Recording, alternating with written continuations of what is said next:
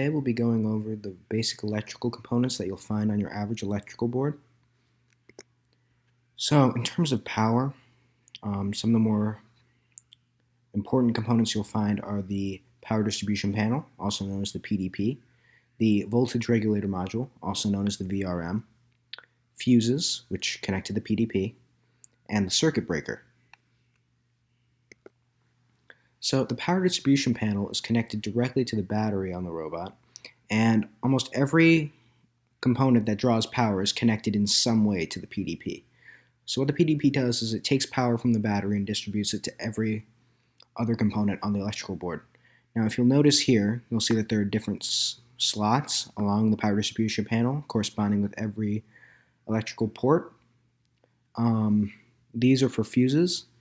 There are many different types of fuses that go along the PDP per area. This area takes 40 amp fuses. This area takes 30 amp fuses. Right here we have a 20 amp fuse. Up here we have a 10 amp fuse. Alright, so fuses prevent components from drawing too much power. They're pretty much only used on the PDP. You won't really find them anywhere else on an average electrical board.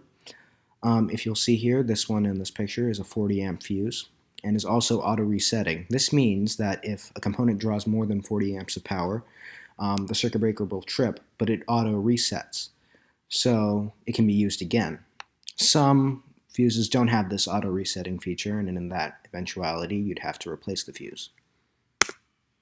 Alright, so the voltage regulator module delivers powers to components like the camera or the radio, and looks very similar to the pneumatics control module, so don't get them mixed up. It receives power from the PDP via this port right over here. It has many different ports depending on what voltage and amperage the components require. Over here we have 12 volts 2 amps. Here we have 12 volts 500 milliamps. Over here we have 5 volts 500 milliamps. And right over here we have 5 volts 2 amps. Alright, so the pneumatics control module, or the PCM, is used to control pneumatic components like the compressor, solenoids, and the pressure switch. It receives power from the PDP via these ports right here. The compressor hooks up to these ports here, the pressure switch hooks up to these ports here, and the solenoids connect to these ports right here, labeled 0 through 7. It connects to any data connections you may have via the CAN ports here. Alright, so the switch or the circuit breaker is connected on the positive lead between the battery and the PDP. It essentially is a prevention mechanism to stop the electrical board from shorting out.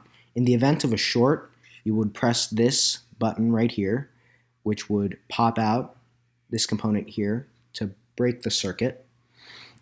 If you don't have this component on your electrical board, there is a slight possibility that in the event of a short, your battery could explode. Alright, also for power we have motor controllers.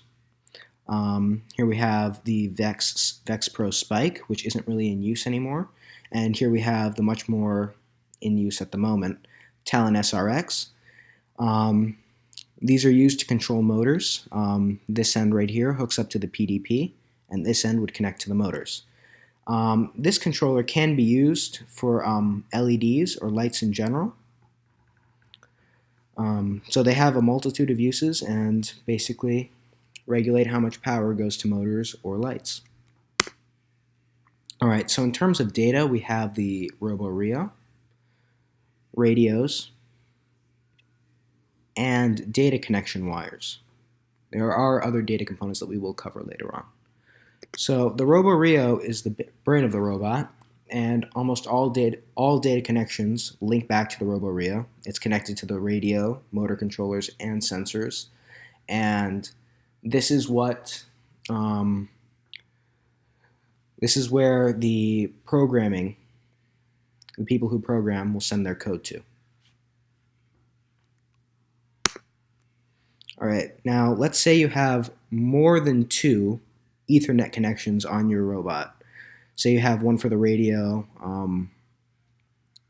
one for the RoboRio, and you also want one for, I don't know, a Raspberry Pi. In this eventuality, you would use a network switch or a MAC bridge. As you can see here, it has multiple Ethernet ports that can be connected with multiple Ethernet cables. It receives power from this port right here. All right. Finally, we have our basic sensors that we use on the robot. This is a limit switch. It's a sensor that is activated when this button here is pressed down or lifted up on. We also have a potentiometer. This measures a certain amount of rotation and can only turn so far, so you can measure degrees of rotation.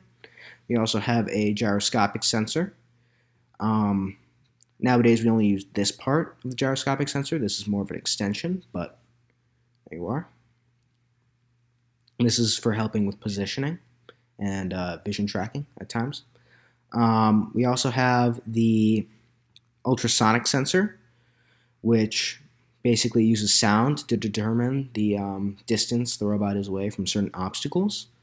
And we also have the light gate, which essentially is triggered if anything passes in between these two prongs, I suppose. All right, well, that's it for this video. If you have any questions, feel free to email team1403, and thanks for watching.